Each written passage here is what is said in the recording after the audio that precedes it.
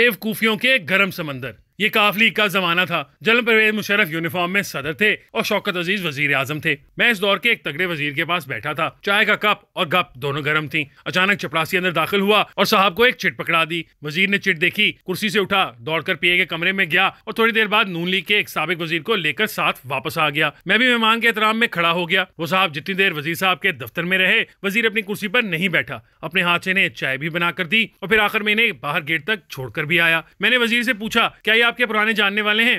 इसने हंसकर जवाब दिया, बिल्कुल नहीं, मेरी इनके साथ तीसरी मुलाकात थी। मैंने कहा, आपने इन्हें जितनी इज्जत दी मुझे महसूस हुआ आप इनके पुराने जानने वाले हैं। वो दोबारा हंसा और बोला, मैंने ये इज्जत इसे नहीं, इसके कैरेक्टर को दी। मैं इससे जेल में मिला था, मुझे इसे काफ लीग में शामिल करने का टास्क दिया गया था। मैं इसे 2 मरतबा मिला और दोनों मरतबा इसे वजारत की ऑफर की, मगर इस शख्स ने साफ इनकार कर दिया। इसका कहना था कि क्या गारंटी है मैं कॉम्प्रोमाइज करके बाहर आऊं और जिंदा रहूं? मेरे बाद मेरे बच्चे और मेरे दोस्त मेरे बारे में क्या कहेंगे? वजीर साहब का कहना था, और इसकी क्या गारंटी है, आप फौत ना हो, आप वजारत भी भरपूर एंजॉय करें। इसका जवाब था, अगर मुझे वजारत मिल जाए तो भी मैं अपने खानदान और लोगों को क्या मुंह दिखाऊंगा? ये लोग हो सकता है मेरे कॉम्प्रोमाइज पर कुछ ना कहें, लेकिन मैं रोजाना आईना देखूंगा और आईना मुझसे रोज पूछेगा, ये तुमने क्या किया?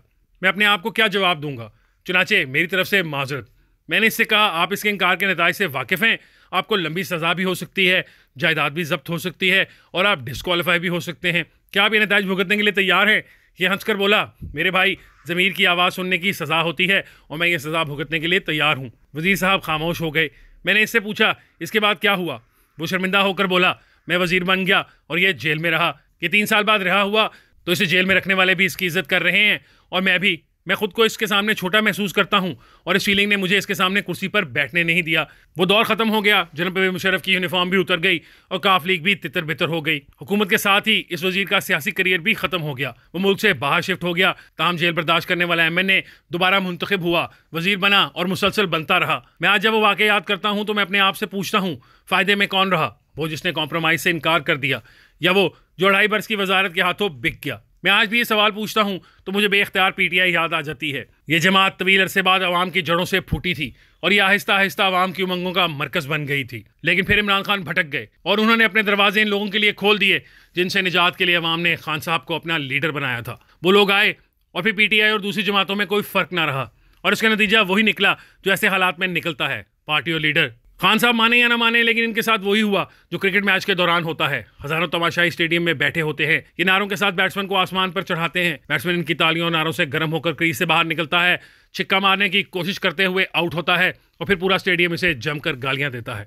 खान साहब भी एक ऐसे ही बैट्समैन थे। ये क्रीज से बाहर निकलते रहे, चिक्के मारते रहे, तमाशाई तालियां बजाते रहे और आखिर में ये मुकम्मल तौर पर फारिग हो गए और अब तमाशाई घर पर बैठकर इन्हें बेवकूफ़ी के ताने दे रहे हैं। ये एक पहलू है। अब आप दूसरा पहलू भी मुलाहिजा कीजिए। खान साहब किन लोगों के साथ मिलकर रियासत मदीना बनाना चाहते थे?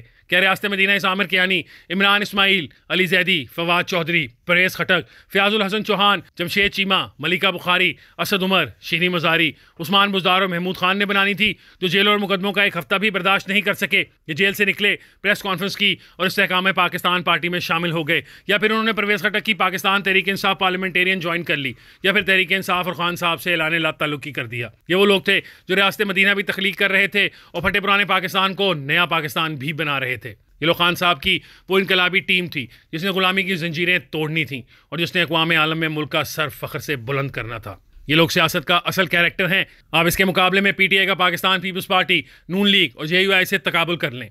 हम सहाफ़ी इन पार्टियों को क्या क्या नहीं कहते रहे और इनके साथ रियासत, मीडिया और हुकूमत ने क्या क्या नहीं किया, मगर इन लोगों को जेलें तोड़ सकीं और ना ही सजाएं और ना प्रोपेगेंडा। नवाज शरीफ के घर के सामने आज भी आवाज़ें लगाई जाती हैं और इनकी फैमिली को शॉपिंग के दौरान बुरा भला कहा जाता है, मगर ये लोग इसके बावजूद ज़मीन से जुड़कर खड़े हैं।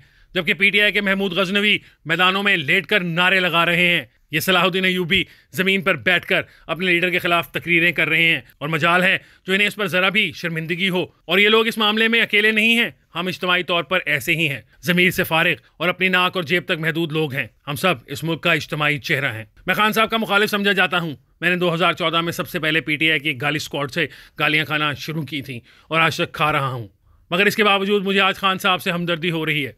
ये बेचारा मुखालते में मारा गया। ये कागजी शेरों को असल शेर और गत्ते की तलवारों को ज़रबे मोमिन समझ बैठा था, चुनाचे सियासी मौत मारा गया। इसके लिए अगला वक्त आज से ज्यादा मुश्किल और नाकाबिले बर्दाश्त होगा। आज सिर्फ आजम खान जैसे लोगों ने इसका साथ छोड़ा है, कल जब वो लोग इसका साथ छोड़ेंगे जिनको बचाते बचाते ये इस हाल को पहुंचा, तो उस वक्त इसके साथ क्या होगा। काश ये 2021 में जनरल बाजवा की बात मान लेता और अपनी पार्टी पर तवज्जो दे लेता, ये जेन्युइन वर्कर्स को आगे ले आता, ये इन्हें टिकट देता, इनकी सियासी परवरिश करता, ये 2022 में कौमी असम्बली तोड़कर इलेक्शन करा देता, ये तहरीक अदम एतमाद को मर्दों की तरह बर्दाश्त कर लेता और अपोजिशन लीडर बन जाता, तो आज 2 सूबों में इसकी हुकूमत होती, सेनेट में इसकी अक्सरियत होती और सदर भी इसका होता, तो आज क्या सिनारियो होता। मेरा ख्याल है ये अब तक इक़्तिदार में वापस भी आ चुका होता और PTI सियासी जमात भी बन चुकी होती, मगर ये हक़ाइक़ से आंखें मूंद कर कश्फ पर यकीन कर बैठा और इस कश्फ के बारे में भी आखिर में पता चला ये जनरल फैज़ हमीद का फैज़ था। बहरहाल जो होना था वो हो गया। खान साहब को अब भी अकल के नाखून लेने चाहिए। ये जेल से बचने की बजाय मर्दों की तरह इसका मुकाबला करे और इन लोगों की इज्जत करे जो साल में भी इसका साथ नहीं छोड़ रहे।